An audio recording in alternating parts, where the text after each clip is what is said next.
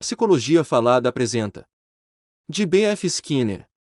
Ciência e Comportamento Humano. Este audiolivro é uma produção independente sem fins lucrativos. Se você vê valor no nosso trabalho, considere ser nosso apoiador e deixar o seu like. Para uma melhor experiência de leitura, tenha o texto em mãos e utilize os seus fones de ouvido. Boa leitura! Capítulo 14. A análise de casos complexos. Supersimplificação. Na análise científica, é raramente possível trabalhar diretamente com casos complexos. Começamos com o simples e avançamos para o complexo passo a passo. Em seus primeiros anos, qualquer ciência é vulnerável à crítica de que negligencia instâncias importantes. A lei de Boyle, relacionando o volume de um gás à sua pressão, representou um progresso significativo no conhecimento, mas uma crítica contemporânea poderia facilmente tê-la denunciado como uma flagrante supersimplificação. Foi necessário apenas variar a temperatura para demonstrar que o volume não era simplesmente uma função da pressão. Quando a temperatura foi especificada em uma nova versão da lei, medidas mais precisas ainda puderam mostrar que havia discrepância entre diferentes gases, e uma constante do gás teve que ser acrescentada à equação. Não há nada errado com este remendar. É o modo como o conhecimento científico se desenvolve. Em uma ciência do comportamento, começamos do jeito mais simples. Estudamos organismos relativamente simples com histórias relativamente simples e sob condições ambientais relativamente simples. Deste modo obtemos o grau de rigor necessário para uma análise científica. Nossos dados são tão uniformes e reproduzíveis quanto os dados da moderna biologia. É verdade que a simplicidade é até certo ponto artificiais. Muitas vezes não se encontra nada parecido fora do laboratório, especialmente no campo do comportamento humano, que é de primordial interesse. Disso resulta que aqueles que são impacientes por avançar para os grandes assuntos inclinam-se a objetar as formulações, supersimplificadas, do laboratório. As objeções tomam a forma, como no exemplo da lei de Boyle, de indicação de exceções aparentes da regra. Essa crítica é útil se aponta fatos que não foram vistos ou ignorados, mas com muita frequência são aparentes. A formulação existente é capaz de dar uma boa explicação deles, quando propriamente aplicada. Uma fonte comum de mal-entendidos é a negligência do que acontece quando as variáveis se combinam de diferentes modos. Embora a análise funcional comece com relações relativamente isoladas, parte importante de sua tarefa é mostrar como as variáveis interagem. Alguns casos importantes serão discutidos neste capítulo. Efeitos múltiplos de uma única variável. Um dado evento pode ter dois ou mais tipos de efeitos sobre o comportamento ao mesmo tempo. Na análise da punição no capítulo 12 vimos que um único estímulo aversivo contingente a uma resposta tem pelo menos 4 efeitos. 1. Provoca reflexos, muitas vezes de natureza emocional. 2. Altera de várias maneiras predisposições emocionais para agir. 3.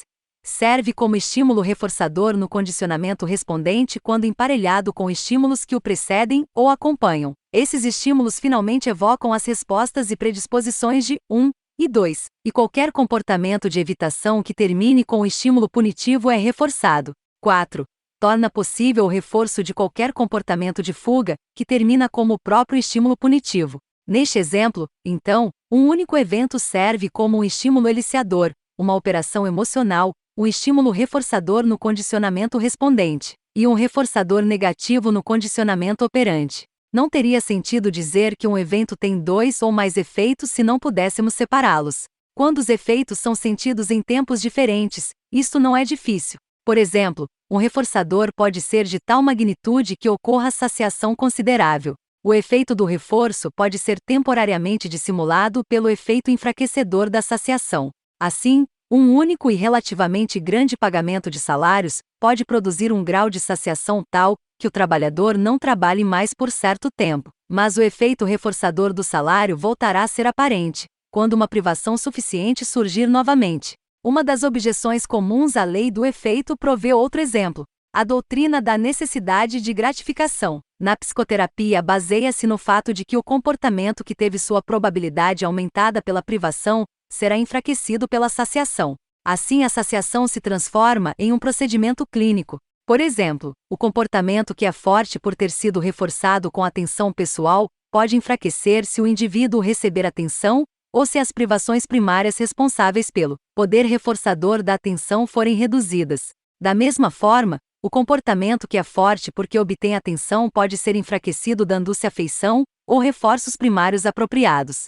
Argumentou-se que esses resultados contrariam a lei do efeito, que parece prever que o comportamento teria sua probabilidade aumentada, e não diminuída. Mas o caso é facilmente formulado em termos dos múltiplos efeitos de dar atenção ou afeição. Uma criança que se comporta de um modo antissocial para chamar a atenção sobre si, pode ser curada por uma considerável soma de atenção se a saciação tiver precedência sobre o reforço, como pode acontecer. Mas o que acontecerá quando a privação voltar? Se a cura faz o paciente voltar em busca de mais atenção ou afeição, o efeito reforçador é óbvio. Isto pode ser evitado. Se prescreve uma certa necessidade de gratificação, poderá ser dada quando o paciente não estiver se comportando mal. Isto irá produzir saciação sem reforçar o comportamento indesejável. Uma objeção que poderia ser levantada contra o princípio da saciação fornece um exemplo de um conjunto de efeitos múltiplos diferentes. Suponha que nos aproximamos de uma criança que está brincando, muito feliz e sozinha, e lhe damos um pedaço de doce. Poder-se-ia observar uma repentina emergência de diversos comportamentos indesejáveis, pedir e chorar por mais doce, e talvez mesmo faça birra. Parece que aumentamos sua fome de doce, embora nossa definição de saciação indique que a diminuímos pelo menos um pouco. A explicação é que o doce tem um segundo efeito.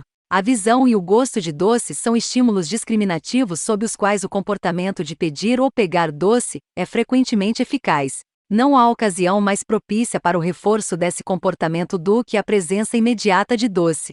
Ao darmos à criança um doce, estabelecemos uma situação comum na qual o comportamento poderoso sob o controle da privação de doce é geralmente eficaz e, portanto, forte. Não tomamos a criança ainda mais faminta, em termos de privação. Com uma história de privação, o comportamento de pedir por doce mostra dois níveis de probabilidade sob o controle de dois estímulos. Em nosso experimento, mudamos de um estímulo que controla o baixo nível para o que controla o nível alto. Segue-se então outro resultado. Um pequeno pedaço de doce, como um estímulo discriminativo, evoca o comportamento que geralmente é reforçado, mas que nos propusemos não mais reforçar na situação presente. A criança não apenas pede doce, pede em vão. Esta é a condição para a reação emocional de frustração, na qual a criança começa a chorar e talvez acabe fazendo birra, capítulo X. É óbvio que a criança não emite esses comportamentos antes de ver o doce, mas isto não quer dizer que não tivesse vontade. Se fossemos definir apetite em termos de probabilidade do comportamento, sem olhar para a presença ou ausência de estímulos discriminativos, teríamos que concordar que um pouco de comida o aumenta. Mas o caso não é uma exceção da formulação presente. É possível separar os efeitos discriminativos e saciadores do doce de diversos modos. Por exemplo, num regime no qual nunca se dá à criança mais que um único pedaço de doce de cada vez, finalmente extinguirá o comportamento de pedir mais. Como resultado, a condição responsável pelo chorar ou pela birra não aparecerá. Um único pedaço de doce não terá os efeitos perturbadores descritos neste exemplo, e seria possível uma certa medida de saciação. Um caso paralelo um tanto mais importante também mostra quão facilmente um impulso é identificado com a probabilidade de resposta, e não com a probabilidade devida à privação. Um indivíduo cujo comportamento sexual não é conspícuo em um dado momento pode ser despertado por conversas excitantes, fotografias, ações, etc. Não é correto dizer que seu impulso sexual foi assim aumentado. O comportamento sexual teve sua probabilidade aumentada, mas, pela apresentação de estímulos apropriados para o comportamento e não pela privação. Uma operação pode ter dois efeitos que alterem a probabilidade de comportamento na mesma direção. Por exemplo, quando uma resposta foi reforçada consistentemente com alimento mas agora não é reforçada pela primeira vez, a probabilidade devida ao reforço anterior diminui, e são geradas mudanças emocionais no comportamento, característico de frustração. Como estas incluem o enfraquecimento de qualquer comportamento reforçado com alimento. As primeiras respostas na extinção serão seguidas por uma redução na frequência por duas razões. Durante certo tempo muito poucas respostas serão emitidas e, portanto, poucas não serão reforçadas. O efeito emocional, portanto, não será continuado, e a frequência aumentará, apenas para cair novamente à medida que outras respostas não sejam reforçadas. Disso resulta, como vimos, uma oscilação na frequência, que dá à curva de extinção um aspecto ondulado. À primeira vista pode parecer difícil separar esses efeitos experimentalmente. Podemos, contudo, demonstrar o efeito emocional frustrando o organismo em alguma outra conexão. Também podemos fazer uso do fato de que reações emocionais finalmente se adaptam, extinguindo e recondicionando repetidamente uma resposta, particularmente em um esquema de reforço intermitente. Obtemos curvas de extinção com pouca ou nenhuma interferência dos efeitos emocionais. Podemos também usar o fato de que um efeito emocional acarreta a participação de todo o repertório do organismo, enquanto a extinção é razoavelmente bem localizada na resposta não reforçada. É possível registrar a frequência de emissão de duas respostas no mesmo organismo ao mesmo tempo. Se as respostas não usam a mesma musculatura de forma acentuada, suas mudanças em frequência podem mostrar uma independência surpreendente. No experimento com o pombo, bicar um disco e pressionar um pedal satisfazem essas condições razoavelmente bem. Um arranjo um tanto mais conveniente é suspender o pombo em arreios com uma perna livre. A resposta de bicar e a flexão da perna podem então ser estudadas separadas mais simultaneamente. Quando estas duas respostas forem condicionadas, poderão ser extintas ao mesmo tempo, exceto por uma pequena demora em um processo. As curvas de extinção, registradas separadamente, são levemente deslocadas no tempo, mas as oscilações principais ocorrem simultaneamente. Isto sugere que a elevação e a queda das frustrações são um único processo em todo o organismo, enquanto que a mudança devida à extinção é determinada separadamente em cada resposta. Múltiplas causas. Outro modo pelo qual variáveis independentes podem interagir é de grande importância. Duas ou mais operações podem se combinar com um efeito comum. Já discutimos diversos exemplos.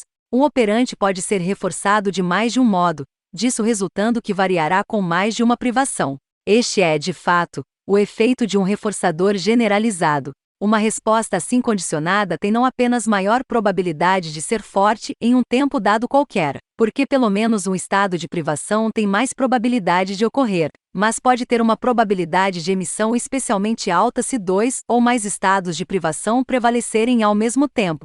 Obtém-se um resultado semelhante quando dois ou mais reforçadores são aplicados diretamente a um único operante. O princípio é usado quando o comparecimento a uma reunião de negócios em um clube é encorajado pelo servir refrigerantes.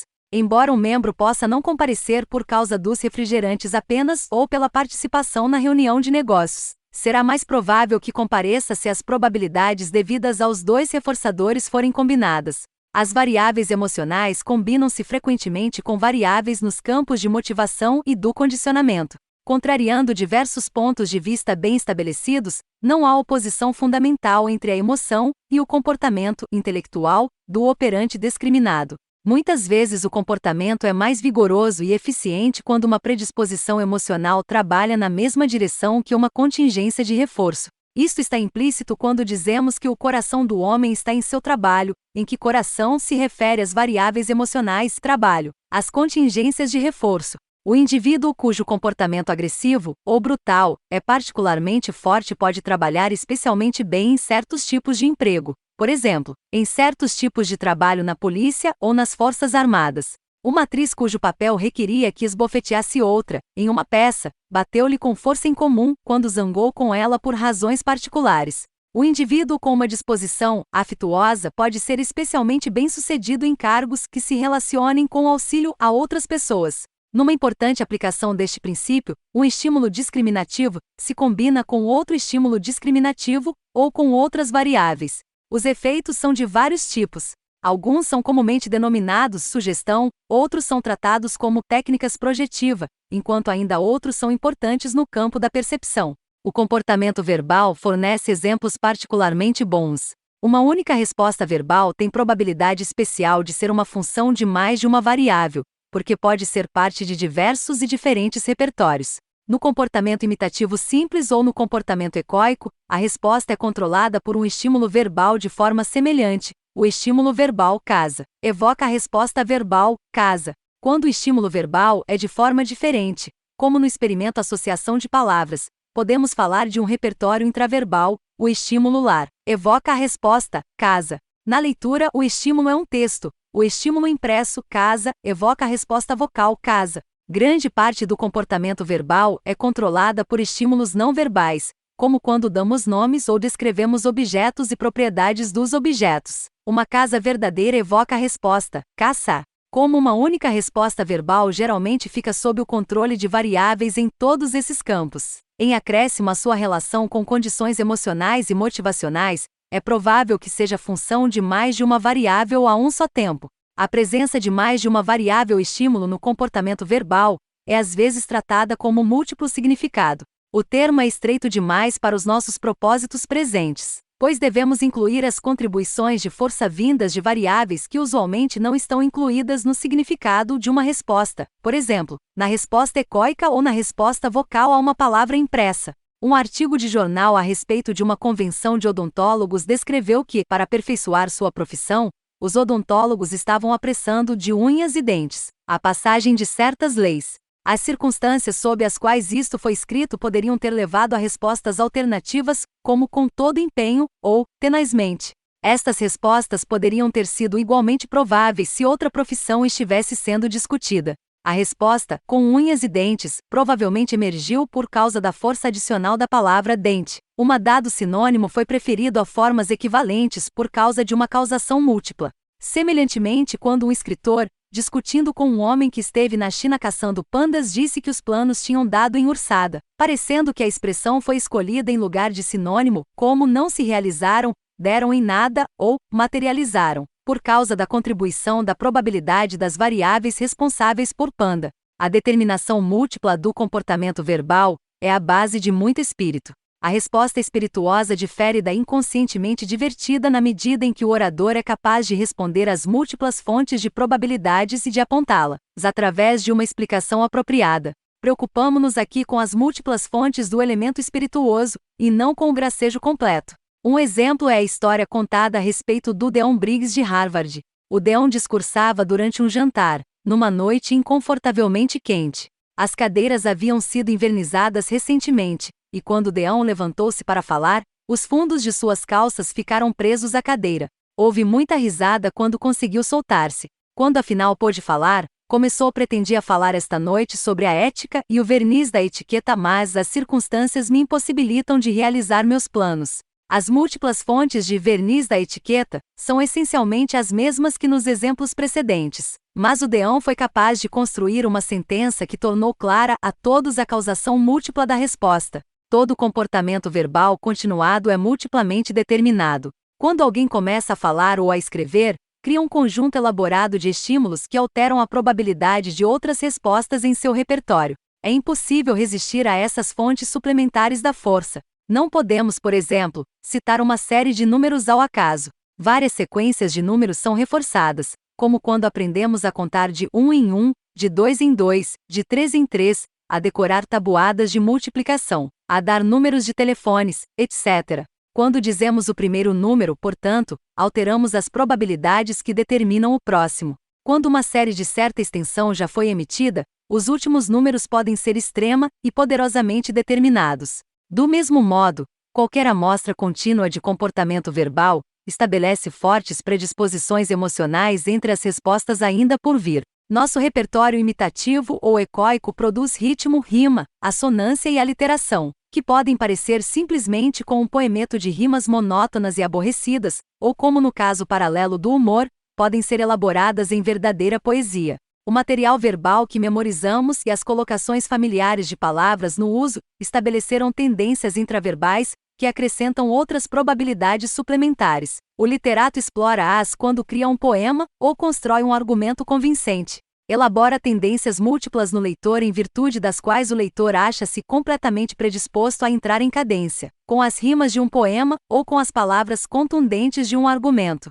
Ocasionalmente, o comportamento verbal é na verdade distorcido por essa espécie de determinação múltipla. Podemos ser capazes de dar uma descrição plausível das variáveis responsáveis, mas a própria fala nem sempre é eficaz. Há muitos anos pediu-se a uma jovem que falasse em um jantar advogando a rejeição da lei de proibição de bebidas alcoólicas.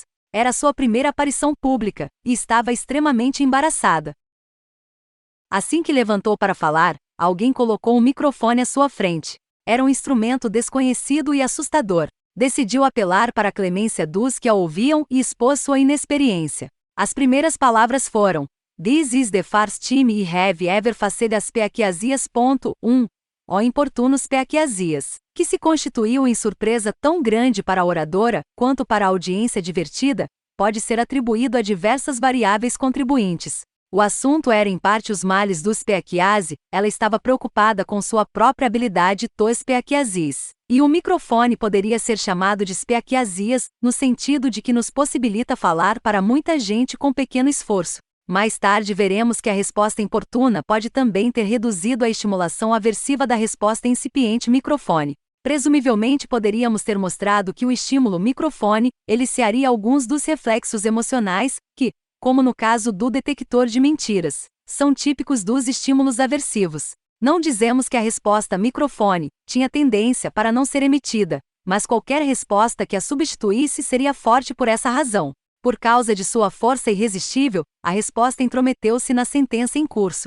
A despeito da interrupção, as fontes de força eram tão óbvias que a resposta total não ficou sem efeito, e foi aceita como um gracejo. O uso prático da causação múltipla. Muitas vezes usam-se variáveis suplementares no controle do comportamento. Um caso familiar é a sugestão, que pode ser definida como o uso de um estímulo para aumentar a probabilidade de uma resposta já supostamente existente em um baixo nível. As sugestões verbais podem ser classificadas de acordo com a espécie de estimulação suplementar. No caso imitativo ou ecoico, aumentamos a probabilidade de uma resposta fornecendo estimulação da mesma forma. Podemos chamar isto de sugestão formal. Quando aumentamos a probabilidade de uma resposta com estímulos não verbais de forma diferente, a sugestão é temática. Pode-se elaborar uma classificação cruzada de acordo com a probabilidade ou não de se identificar adiantadamente a resposta. Se chamarmos a primeira deixa e a segunda dica, então teremos que considerar deixas formais,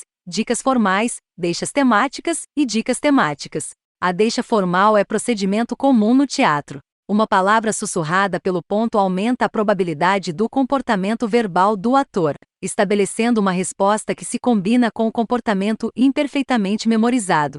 Se a parte não foi memorizada nem um pouco, o ator meramente repete o que ouve do ponto como uma resposta ecoica. Como neste caso há apenas uma fonte de estimulação, não é uma deixa no sentido que aqui usamos. É difícil estar certo das múltiplas fontes se o ponto fornecer a passagem toda, mas se não o fizer, obviamente duas variáveis estarão trabalhando. A probabilidade relativa do material aprendido se revela pela quantidade de deixas que requer. Se a passagem foi razoavelmente bem memorizada, uma pequena contribuição ecoica será suficiente. Os programas de perguntas e respostas do rádio e da televisão usam uma espécie de deixa formal disfarçada. O candidato que acha difícil responder a uma questão pode ser ajudado se o mestre de cerimônias fizer uma observação, contendo uma palavra que seja semelhante à resposta. Se a resposta for, digamos, Cabral, a deixa disfarçada poderia conter a palavra cabra. Uma deixa temática com o mesmo efeito seria uma observação contendo as palavras descobridor do Brasil. Quando adquirimos o comportamento intraverbal, como Cabral descobriu o Brasil, mostramos uma elevada tendência para dizer Cabral quando ouvirmos descobriu o Brasil. Nem a deixa formal nem a temática seriam eficientes se a resposta Cabral já não existisse com alguma probabilidade. Se ao candidato simplesmente se diz qual a resposta e ele diz Cabral, este é um comportamento ecoico, e não há no presente caso nenhuma deixa. Ordinariamente a deixa temática é conhecida como dar uma pista. Essa indicação, como tipo de sugestão, sempre acarreta o uso de uma variável suplementar para tornar uma dada resposta mais provável. A dica formal que completa o comportamento verbal de forma desconhecida utiliza um processo familiar. Estamos interessados no comportamento que ela revela por causa da luz que lança sobre outras variáveis. O jovem e ambicioso Dick Whittington, desanimado com o seu fracasso em Londres, deixa a cidade, mas à medida que caminha ouve os sinos de Bow badalando as palavras. Volte Whittington, 3 vezes prefeito de Londres. 4. O estímulo dos sinos deve ter sido apenas vagamente semelhante a essa resposta. Ninguém mais os teria ouvido dizendo a mesma coisa. As palavras representam respostas fortes no comportamento do ambicioso Whittington, ao qual o suplemento ecoico fornecido pelo som dos sinos deu a força necessária para a emissão. O fato de que Whittington ouviu os sinos falando é um outro ponto ao qual voltaremos mais tarde. Apenas o próprio Whittington falava. Este efeito tem sido muitas vezes usado na literatura. Uma jovem ao fugir de casa ouve o barulho das rodas do trem dizendo: "Por que está aqui? Por que está aqui?" Sim, como o murmúrio da água contra o costado do navio sussurrando. Ele diz a verdade. Ele diz a verdade. 6. Um instrumento, denominado somador verbal, que se usa experimental e clinicamente para verificar o comportamento verbal latente, utiliza o mesmo processo. Padrões de discurso, vagos, EIAU ou EUREU, por exemplo, são repetidos por um fonógrafo suavemente ou contra um fundo tão ruidoso que uma fala apenas parece audível. Pede-se ao sujeito que ouça cada padrão repetido até que compreenda o que foi dito. A débil resposta ecoica gerada pelo estímulo auditivo repetido se combina com uma resposta verbal, já com alguma probabilidade de emissão. Frequentemente a resposta resultante é emitida com grande confiança. O sujeito pode responder a centenas de padrões diferentes enquanto continuar convencido de que são palavras genuínas que geralmente as está identificando corretamente. Uma amostra extensiva do comportamento verbal latente poderá ser assim obtida, a qual, como tem pouca relação com a situação estimuladora, deve ser o produto de outras variáveis no comportamento do sujeito. O uso clínico do material baseia-se na suposição de que essas variáveis, nos campos do reforço, da motivação ou da emoção, são provavelmente importantes na interpretação de outro comportamento do indivíduo. A dica temática exemplifica-se pelo assim chamado experimento de associação de palavras. É semelhante ao somador verbal, exceto no que a probabilidade suplementar se deriva de respostas intraverbais. Fala-se ou mostra-se ao sujeito uma palavra estímulo, e se lhe pede que diga a primeira palavra que lhe vier à cabeça, ou, como diríamos aqui, a emitir em voz alta a primeira resposta verbal que aparecer no seu comportamento. Muitas respostas diferentes têm aumentado a sua probabilidade de emissão por um estímulo intraverbal. Por exemplo, o estímulo casa pode evocar lar, construção, dona, etc. Qual delas é emitida em um dado momento presume-se determinada por uma fonte adicionada de probabilidade relativamente eficiente. Quando o comportamento verbal for coligido desta maneira, é possível inferir parte da história verbal do sujeito, bem como as variáveis vigentes que são responsáveis por seus interesses, suas predisposições emocionais, etc. O uso clínico deste material se baseia na suposição de que essas variáveis são relevantes para a interpretação de outros comportamentos. A probabilidade adicional da dica temática nem sempre é intraverbal. Podemos aumentar a probabilidade de emissão de um comportamento simplesmente mostrando fotografias, objetos, e pedindo ao sujeito que fale sobre eles. Ao pedir ao sujeito que fale, em uma situação estimuladora mínima, geramos a condição conhecida como associação livre, que não exemplifica necessariamente o processo presente. O comportamento verbal obtido pode ser rigorosamente controlado por variáveis em sua história, e as inferências sobre essas variáveis podem ser de muito valor, mas se não se usa nenhuma fonte suplementar de probabilidade, o caso não se classifica nem como dica formal, nem como temática. Um grande número de autodicas pode existir, entretanto, quando partes dessa produção verbal alteram outras partes através de estimulação suplementar, projeção e identificação. Dicas temáticas e formais são frequentemente denominadas testes projetivos, mas a palavra projeção tem um significado mais amplo. Freud descreveu o processo a que se refere como o modo pelo qual os desejos reprimidos procuram emergir. Capítulo. O SIL. Denomina-se identificação um mecanismo semelhante. Bem afastado de qualquer análise dos desejos, podemos classificar o comportamento pelas suas variáveis relevantes. Certas ocasiões para o comportamento verbal, ou não verbal, juntam suas forças com o comportamento já com alguma probabilidade. Quando nos identificamos com o herói de uma novela, de uma fita, ou de uma peça, ou desempenhamos vigorosamente um personagem, simplesmente nos comportamos do mesmo modo, isto é, imitativamente. Capítulo 7.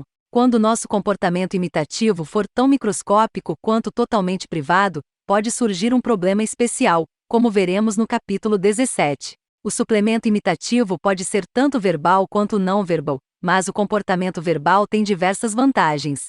Por exemplo, ao ler uma novela, podemos nos identificar mais facilmente com a personagem que está falando do que com alguma outra que se comporta não verbalmente, porque o diálogo registrado provê uma fonte direta de probabilidade de emissão para respostas verbais, e porque essas respostas podem ser executadas em qualquer ambiente. Uma preferência generalizada pelos diálogos nos romances parece ser devida a esse fato. O comportamento executado na identificação deve ter alguma probabilidade de emissão por outras razões.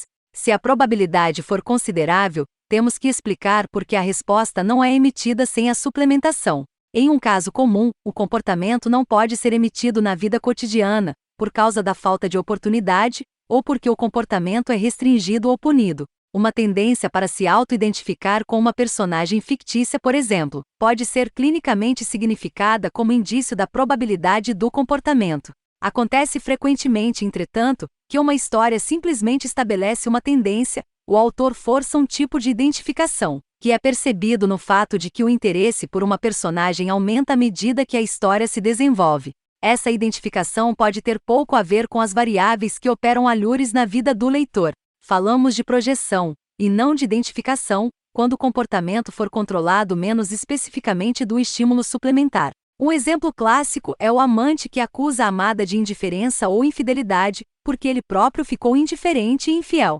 O amante reage com a resposta que é formalmente imitativa do comportamento de outra pessoa, mas é controlada por variáveis inteiramente diferentes em seu próprio comportamento. Por exemplo, permanecer quieto por alguma razão trivial é imitado e se combina com um gesto de tédio. Um comentário passageiro ecoa e se combina com uma observação crítica, no que comumente é denominado neurose de solteirona. Uma resposta que imita o comportamento de uma pessoa inocente se combina com uma resposta sexualmente agressiva. O fato de que quem projeta atribui comportamento agressivo semelhante a outra pessoa é um pormenor adicional. Capítulo 17. A possibilidade de auto-identificação com animais ou mesmo com objetos inanimados oferece uma oportunidade interessante para o estudo das propriedades formais do comportamento. De que modo o comportamento de um homem pode se assemelhar ao comportamento de uma nuvem, ou de uma onda, ou de uma árvore caída, de forma que a resposta imitativa some-se com outras partes do seu comportamento? Variáveis múltiplas na percepção. É apenas um pequeno passo em um assunto de grande importância no campo da percepção. Nossas reações determinam-se não apenas por estímulo, mas também por variáveis suplementares nos campos da emoção, da motivação e do reforço. Se esperamos uma chamada telefônica importante, podemos correr ao aparelho ao ouvir o fraco som de uma campainha de porta. Este é um exemplo generalizado de estímulos, que pode ser facilmente reproduzido no rato ou no pombo. Aumentando a aprovação, aumentamos a amplitude dos estímulos eficazes ou, em outras palavras, reduzimos a importância das diferenças entre os estímulos. Quando um jovem profundamente apaixonado confunde uma estranha que passa pela rua com a sua amada, a forte motivação tomou uma grande amplitude de estímulos eficazes no controle da resposta de ver a amada. Podemos dizer que a campainha da porta soou como o telefone, e o apaixonado pode insistir que a jovem na rua se parecia com a namorada, do mesmo modo que Dick Whittington ouviu os sinos, e não ele mesmo. Veremos mais tarde o que isso significa. Variáveis com efeitos incompatíveis. Duas respostas que usam as mesmas partes do corpo de modos diferentes não podem ser emitidas conjuntamente. Quando duas dessas respostas têm, no mesmo momento, força idêntica, é frequente dar-se a essa condição o nome de conflito. Quando as respostas incompatíveis devem-se a tipos diferentes de provação, falamos de um conflito de motivos. Quando são devidas a diferentes contingências de reforço, falamos de um conflito de objetivos, e assim por diante. O termo sugere uma luta ativa de alguma espécie dentro do organismo, evidentemente entre alguns dos hipotéticos precursores do comportamento. Dificilmente o conflito pode estar entre as variáveis independentes, pois estes são eventos físicos, e qualquer conflito seria resolvido no âmbito físico. Do presente ponto de vista, devemos supor que o conflito está entre as respostas e que qualquer luta se refletirá no comportamento. Se quisermos estudar o conflito, então simplesmente aumentamos a probabilidade de emissão de respostas incompatíveis e observamos o resultado. Soma algébrica, quando respostas incompatíveis assemelham-se na topografia, exceto quanto ao sinal, em outras palavras. Quando são diametralmente opostas, o resultado pode ser uma soma algébrica. Observam-se exemplos simples nos reflexos posturais. Um reflexo pode provocar a extensão de uma perna, outro a flexão. Sob certas circunstâncias, a ocorrência de ambos os estímulos ao mesmo tempo produz uma posição intermediária da perna. É possível semelhante posição no comportamento discriminativo do organismo total. Um cão, ao se aproximar de um soldado indo para a batalha, possui espécies de comportamento diametralmente opostas, aproximação e afastamento. Se não forem consideradas outras variáveis, o movimento resultante será em uma outra direção, mas a uma velocidade qualificada. O indivíduo mover-se-á cautelosamente para adiante, ou lentamente em retirada. A combinação das variáveis pode ter, é claro, outros efeitos. o comportamento pode ser pobremente integrado, executado com menos habilidade, ou, como é sempre o caso do comportamento de baixa probabilidade de emissão, facilmente perturbado por variáveis estranhas. Se o movimento resultante muda a probabilidade relativa das variáveis, o comportamento pode oscilar. Então, se o estímulo que induz o cão a se aproximar de um objeto estranho for mais forte que o que controla o afastamento, o animal irá se aproximar lentamente. Mas se isto aumentar a probabilidade da variável que controla o afastamento, a direção pode, até certo ponto, ser invertida. Se o afastamento, por seu turno, enfraquece as variáveis que controlam o afastamento, ou aumenta a probabilidade das variáveis que controlam a aproximação, ocorrerá uma segunda inversão, e assim por diante. A oscilação será lenta ou rápida dependendo da medida em que as variáveis se modificam. A mão do jogador de xadrez que procura alcançar uma peça para movê-la pode oscilar, seja lentamente com um período de diversos segundos, seja quase tão rapidamente quanto um tremor, dependendo da pressão do jogo. As variáveis responsáveis pela soma algébrica não precisam ser estímulos. Um homem cujo coração não está em seu trabalho exemplifica uma oposição entre contingências reforçadoras e variáveis no campo da emoção ou da motivação. Parte de seu comportamento se deve ao reforço possivelmente de um tipo econômico, que o mantém em sua função. Em oposição a isto está o comportamento que é forte por razões diferentes. Vemos isto em um assassino sensível, no idealista dedicado a uma profissão na qual deve explorar ou lesar pessoas, ou no pacifista convocado para o serviço militar. Prepotência. Apenas a topografia de respostas incompatíveis permitirá a soma algébrica, pois em geral uma resposta não pode ser simplesmente subtraída de outra. Geralmente, quando duas respostas são fortes ao mesmo tempo, apenas uma pode ser emitida. O aparecimento de uma resposta é chamado de prepotência. O termo como a soma algébrica é tomado emprestado do estudo dos reflexos simples, mas o princípio se aplica igualmente bem ao comportamento operante. Recorremos a esse princípio ao notar, como uma alternativa para a extinção ou punição, que é possível evitar a ocorrência de uma resposta criando simplesmente circunstâncias que evocam uma resposta incompatível que seja prepotente em relação a ela. A resposta prepotente não altera meramente, em virtude de ter sido emitida, a probabilidade de emissão da resposta incompatibilizada. Pode, entretanto, alterar algumas das variáveis que controlam essa resposta, e então pode surgir uma oscilação. Isto é o mais provável, porque a execução da resposta prepotente geralmente a enfraquece, através de saciação parcial, por exemplo. Uma instância simples é a escolha de uma gravata. A saciação que se segue quando uma gravata é usada mostra-se claramente quando chega o momento em que estamos cansados da gravata, mas devemos supor que ocorrerá um grau menor de saciação em um tempo menor. Ao escolher entre duas gravatas, pode surgir uma oscilação desde que por uma gravata aumente a probabilidade relativa de usar a outra. A oscilação sob certas circunstâncias pode vir a ser patológica, como na folie do Dolce. Exemplos mais importantes são frequentemente tratados em obras literárias. Um exemplo antigo é o conflito entre o comportamento reforçado pelo amor e o comportamento devido à pressão da ética, que chamamos dever, capítulo 21. A execução do comportamento apropriado às variáveis muda a probabilidade relativa do comportamento oposto, que então se toma momentaneamente prepotente. A oscilação é rápida se apenas um ligeiro passo em qualquer direção provocar uma mudança significativa na probabilidade, como no caso do indivíduo que fica indeciso ao ordenar um prato num restaurante. Uma oscilação bem lenta é exemplificada pelo indivíduo que se volta de um campo de interesse para outro, e depois retoma, talvez permanecendo por anos em um dos campos. Algumas vezes uma solução razoavelmente aceitável para o problema do comportamento incompatível é empenhar-se, principalmente, em um tipo de resposta, mas intercalar a própria atividade com respostas de outro tipo. Isto é especialmente execuível quando as últimas forem particularmente independentes das condições externas. Indeciso entre o amor e o dever, o indivíduo pode cumprir o dever e, ao mesmo tempo, continuar a falar a respeito do amor. A resposta alternativa também pode ser executada na fantasia, como veremos no capítulo 17. Fazer ou não fazer.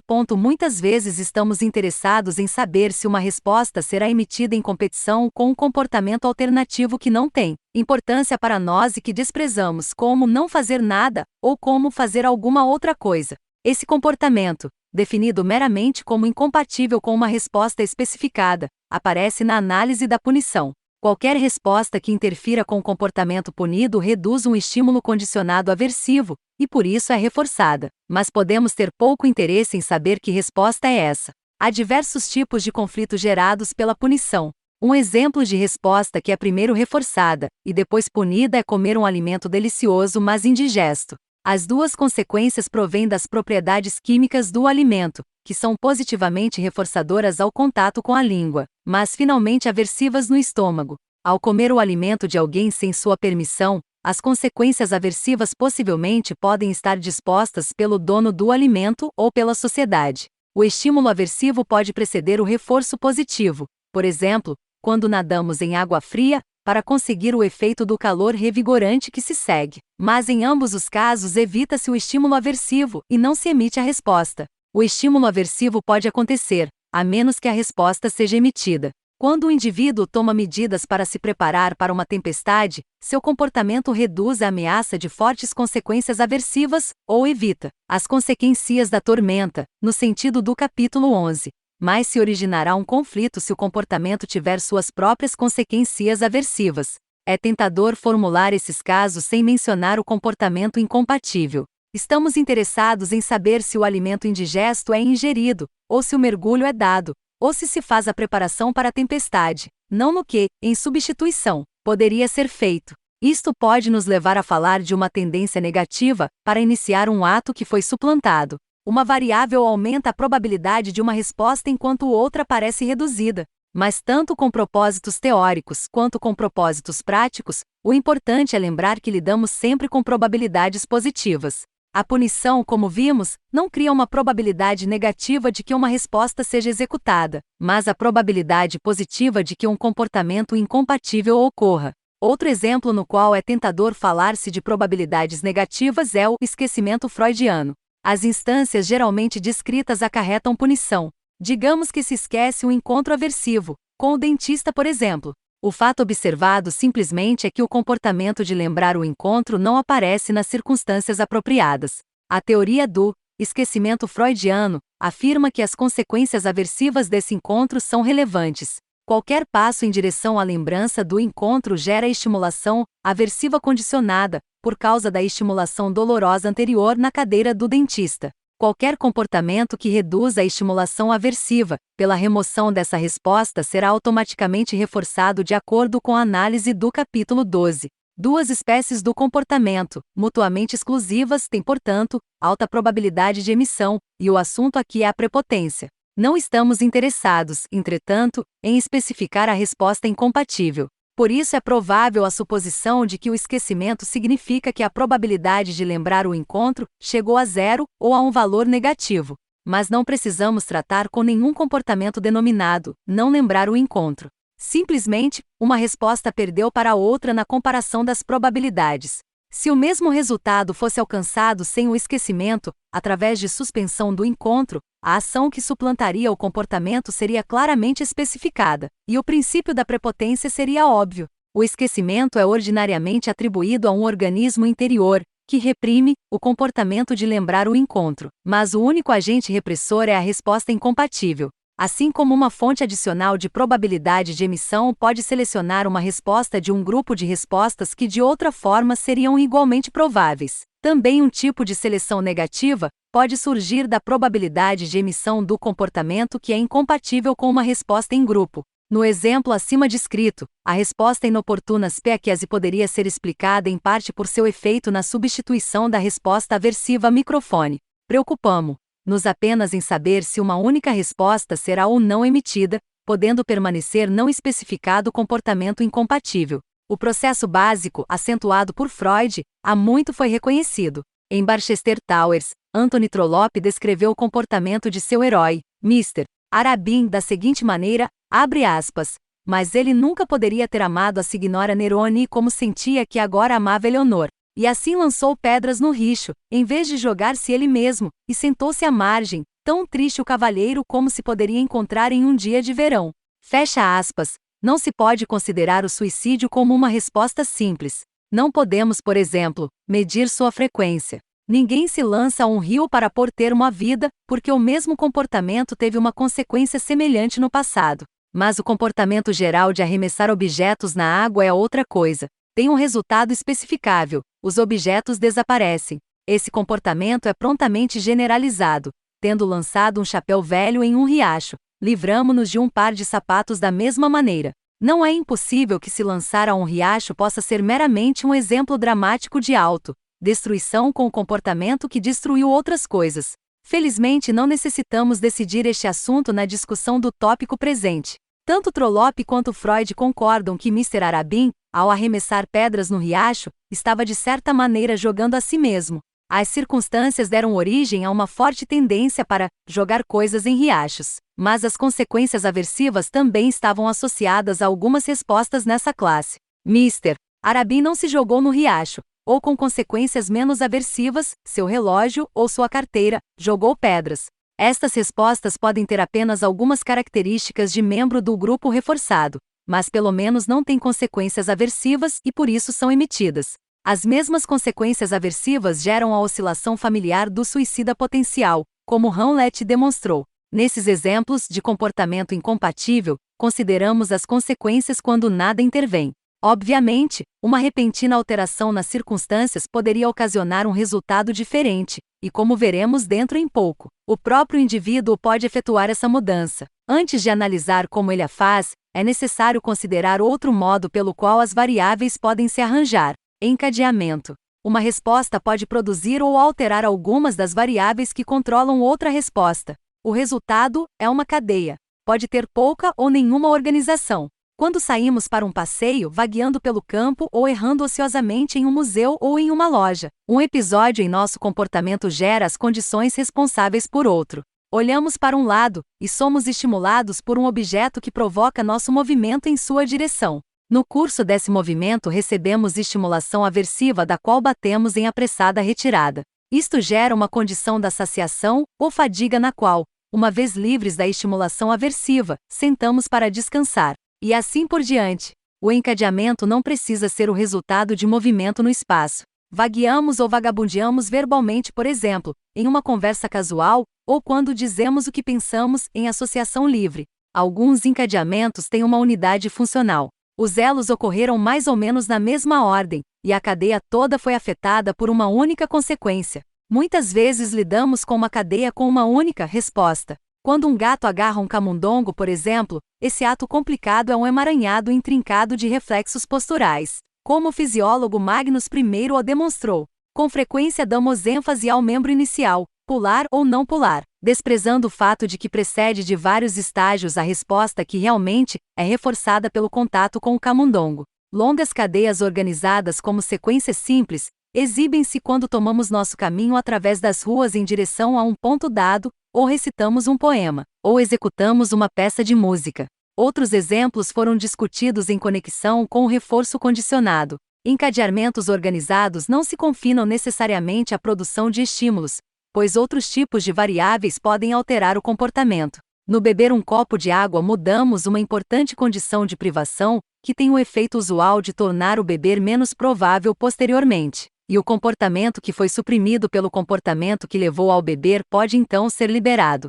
Um tipo especial de encadeamento é representado pelo comportamento que altera a probabilidade de emissão de outro comportamento, e é por isso reforçado. Esse comportamento quase poderia distinguir o organismo humano de todos os outros. Na terceira sessão consideraremos alguns dos problemas mais importantes que suscita.